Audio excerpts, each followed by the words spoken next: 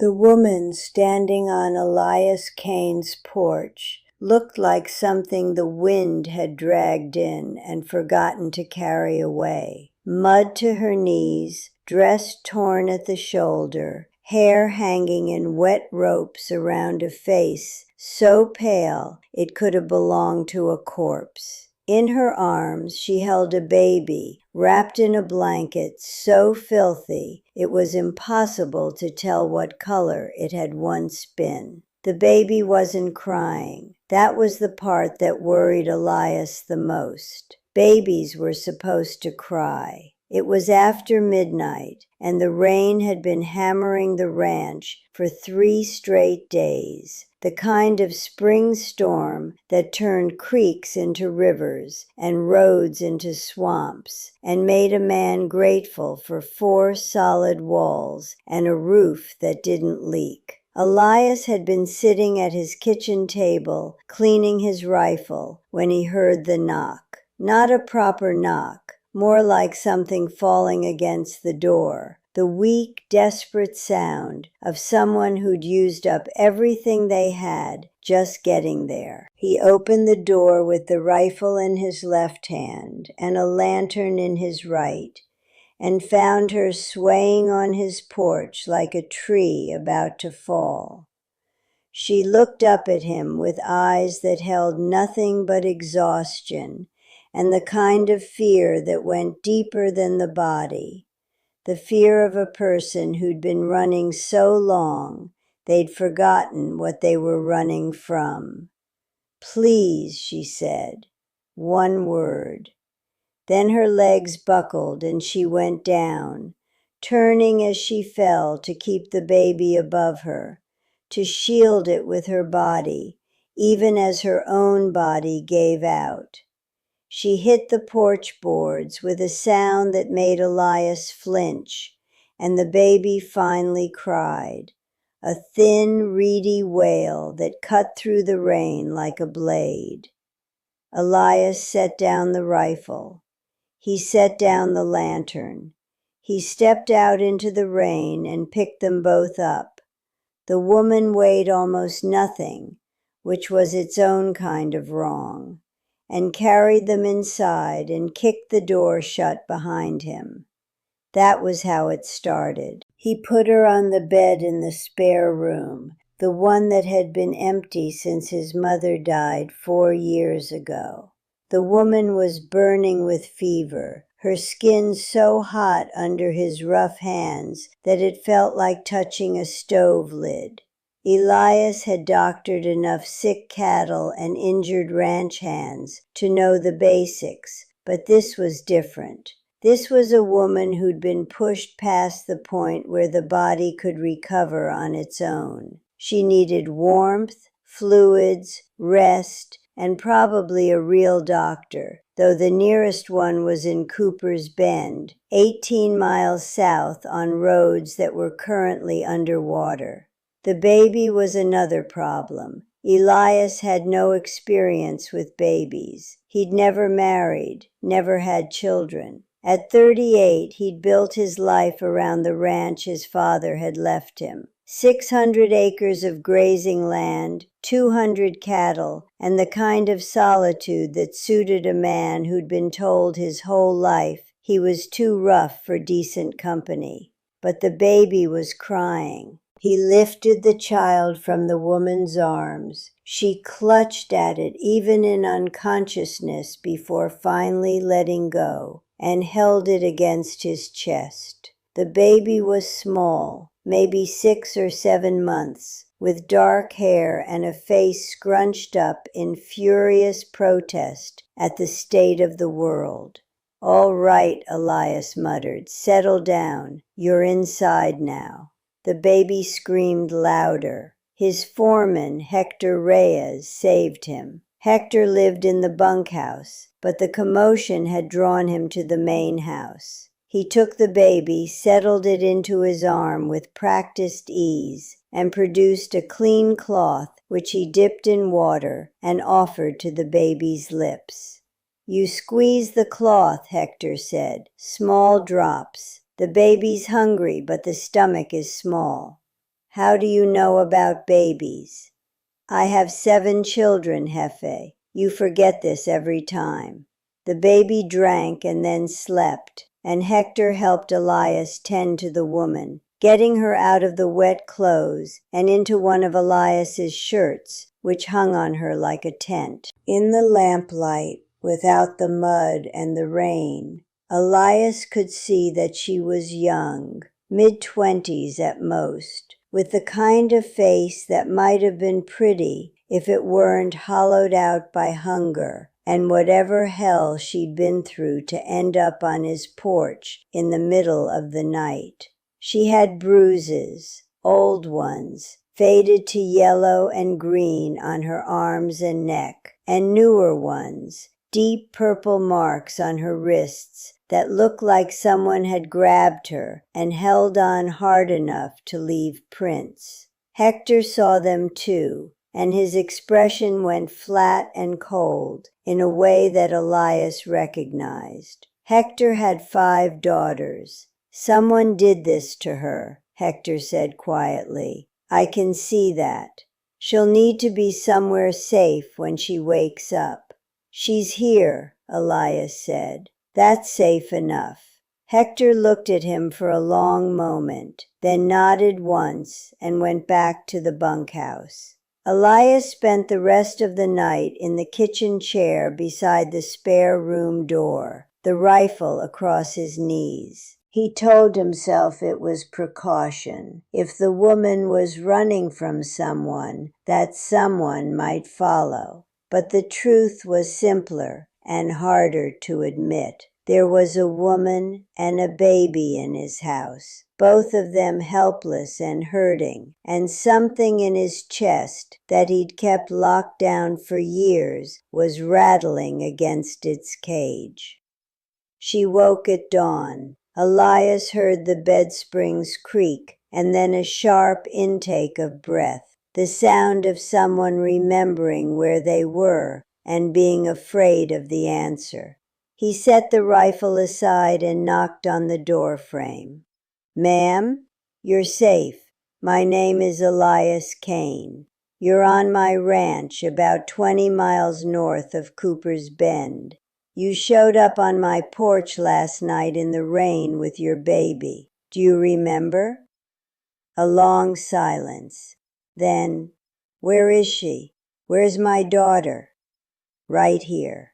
The baby was sleeping in a makeshift bed Elias had constructed from a wooden crate lined with blankets. He'd set it beside the stove where it was warmest, and the child had slept through the night with the particular stubbornness of an infant who decided that warm and dry was an acceptable state of affairs. The door opened and the woman appeared, drowning in Elias's shirt, her eyes wild until they found the crate and the sleeping baby inside it. She crossed the kitchen in 3 steps and knelt beside the crate, her hands shaking as she touched the baby's face, her shoulders curling forward as if she could protect the child with the curve of her own body. She's all right, Elias said. She ate a little last night, water mostly, but she took it well.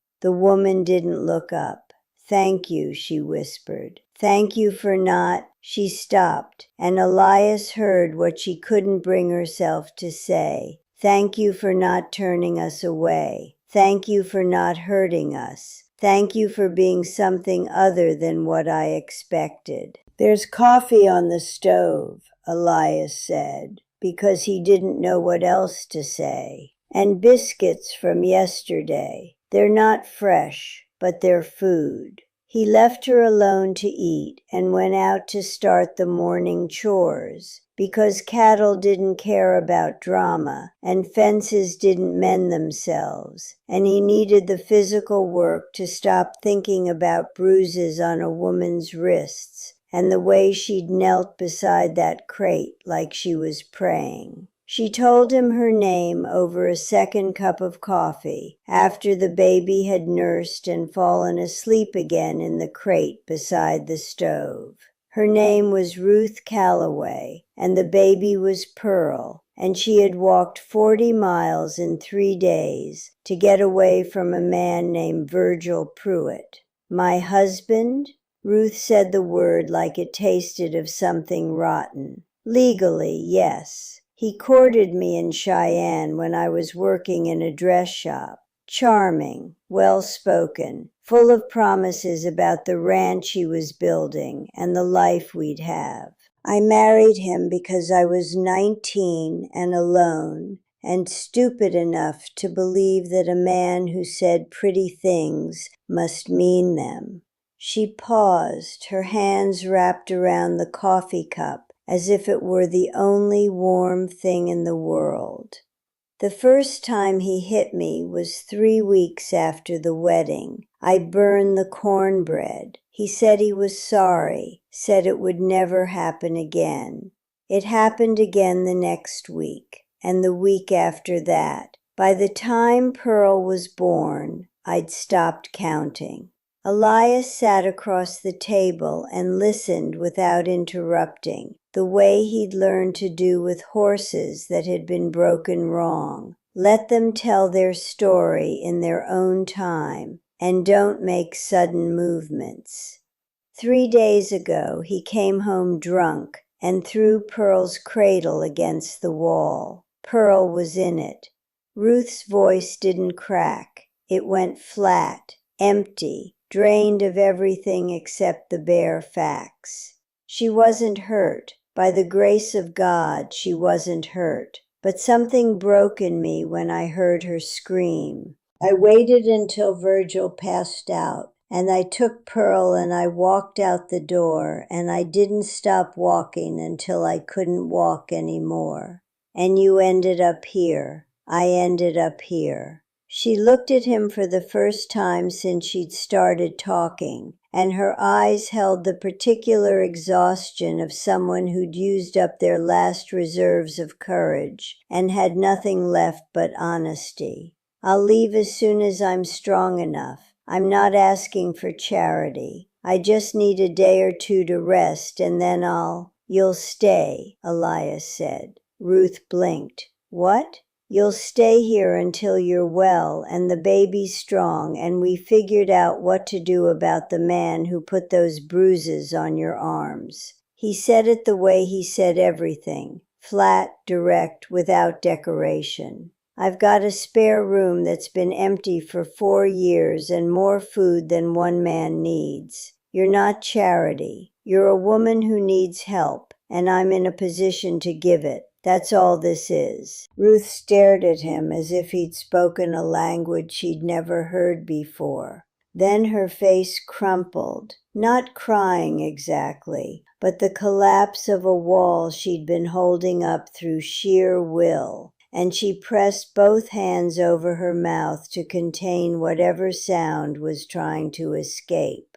Elias stood up, refilled her coffee cup, and went outside to check on the cattle. He stood in the barn for a full 10 minutes, his hands braced against the stall door, breathing hard, trying to understand why his chest hurt, and why his hands were shaking, and why the image of a man throwing a baby's cradle against a wall made him want to ride to wherever Virgil Pruitt lived and do something that would send him to hell.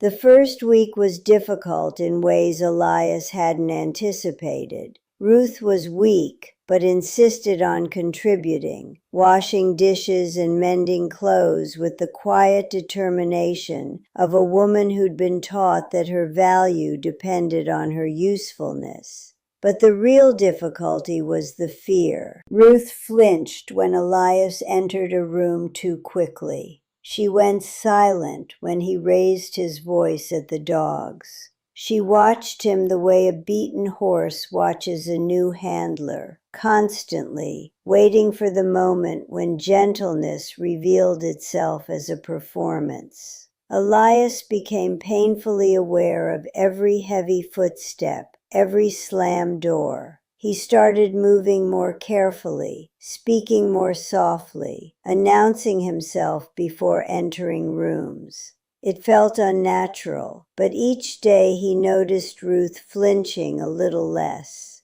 It was Pearl who bridged the gap between them. The baby was healthy and growing fast. Whatever hardships she'd endured, she'd come through them with a resilience that only the very young possessed. She was a social creature, all gummy smiles and grabbing hands, and she took to Elias with an enthusiasm that seemed to baffle everyone, including Elias himself. She'd crawl across the kitchen floor.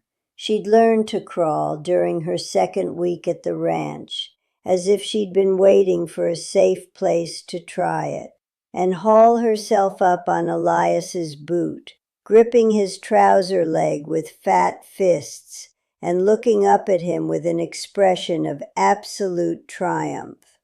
Elias, who handled cattle and horses and 100-pound fence posts without thinking, would freeze in place, terrified of stepping on her, and look to Ruth for help with the desperate eyes of a man completely out of his depth. "She likes you," Ruth said one morning, watching Pearl gnaw contentedly on Elias's finger while he tried to eat his breakfast with one hand. "She likes everyone. She tried to eat Hector's hat yesterday." "She doesn't like everyone." Ruth's voice was quiet. She screamed every time Virgil came near her, from the day she was born. "Babies know things." The words hung in the kitchen, heavy with implication. Elias looked down at Pearl, who was examining his calloused finger with the intense concentration of a scientist studying a new specimen, and felt something shift inside his chest. A door opening that he'd nailed shut years ago, letting light into a room he'd convinced himself was better left dark.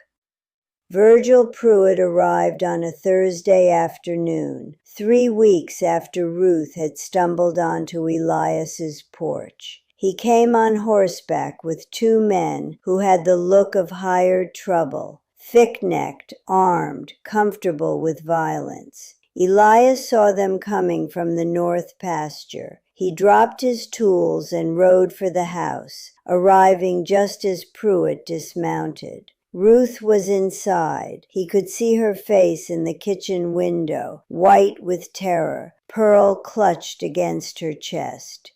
Pruitt was a big man, taller than Elias, with a kind of face that might have been handsome before cruelty hardened it into something you'd cross a street to avoid. "I'm looking for my wife," Pruitt said. Someone in town said a woman matching her description was seen heading this direction. Elias dismounted and positioned himself between Pruitt and the house. "Your name?" "Virgil Pruitt. And you're Elias Kane, I'm told. Rancher. Keeps to himself. Not the kind of man who'd steal another man's wife." He smiled. "So I'm sure this is all a misunderstanding." "No misunderstanding. Your wife is here. So is your daughter, and they're not leaving." The smile vanished. Pruitt took a step forward, and his 2 men shifted in their saddles. "That's my wife and my child. The law says they belong to me. Now I'm going to walk into that house and collect what's mine. And if you're smart, you'll step aside." Elias didn't move. He was aware of his rifle, still in the saddle scabbard 10 feet away. He was aware of Hector and the other 2 hands emerging from the bunkhouse, drawn by the sound of strange horses. And he was aware of Pearl's cry drifting from the kitchen window, the thin, frightened wail of a baby who recognized her father's voice and was afraid of it. "I've seen the bruises on your wife's arms," Elias said. His voice was quiet, conversational, the way he talked to rattlesnakes before he killed them. I've heard what you did to your daughter's cradle with your daughter inside it. You're not stepping foot in my house. Not today. Not ever." Pruitt's face went dark. "You don't know what you're getting into, Kane. That woman is a liar and a thief. She stole money from my strongbox before she ran. I've got every legal right to—" "Legal right." Elias tasted the words like something foul. "You've got a legal right to beat a woman half your size. A legal right to throw a baby against a wall. That's what you're telling me." "I'm telling you to get out of my way." Pruitt lunged. He was fast for a big man, faster than Elias expected, and his fist connected with Elias's jaw hard enough to spin him sideways. Elias tasted blood, caught his balance, and hit Pruitt back, not with the wild swing of a brawler, but with the controlled, devastating precision of a man who'd spent his whole life doing hard physical work and had arms like fence posts. Pruitt went down on one knee. His men started to dismount, and Hector's voice cut across the yard like a whip. "Stay on those horses unless you want to explain to the sheriff why you drew on a man defending his own property." The hired men looked at Hector, then at the two ranch hands flanking him, all three holding rifles with the casual ease of men who knew how to use them. They stayed in their saddles. Pruitt got to his feet, blood streaming from his nose. "This isn't over, Kane. I'll have the law on you. Go home. Tell anyone who asks that your wife left you because you're a coward who hits women and children. And if you come within 10 miles of this ranch, I will end you." That's not a threat. That's a promise from a man who has never broken one. Pruitt stared at him. Whatever he saw in Elias's face convinced him, not conscience. Men like Pruitt didn't have those, but calculation, the cold arithmetic of a bully deciding whether this fight was worth the cost. He mounted his horse without another word. His men followed. They rode north, and Elias watched them until they disappeared. When he turned around, Ruth was standing on the porch. Pearl was quiet now, her face buried against her mother's neck. "He'll come back," Ruth said. "Maybe. Men like that are brave when they're hitting someone who can't hit back. Less brave when they meet someone who can. You're bleeding. I've had worse from cattle." Ruth came down the steps and stood in front of him. She was small enough that the top of her head barely reached his shoulder. Then she did something that broke through every wall Elias had ever built. She leaned forward and pressed her forehead against his chest. Not an embrace. She wasn't ready for that. Just contact. The simple, devastating act of a woman choosing to trust a man with the weight of her fear. Elias stood very still. Pearl reached out from her mother's arms and grabbed his shirt with one fat fist. She just held on, anchoring herself to him with the absolute certainty of a child who decided this person was hers. "All right," Elias whispered. "All right."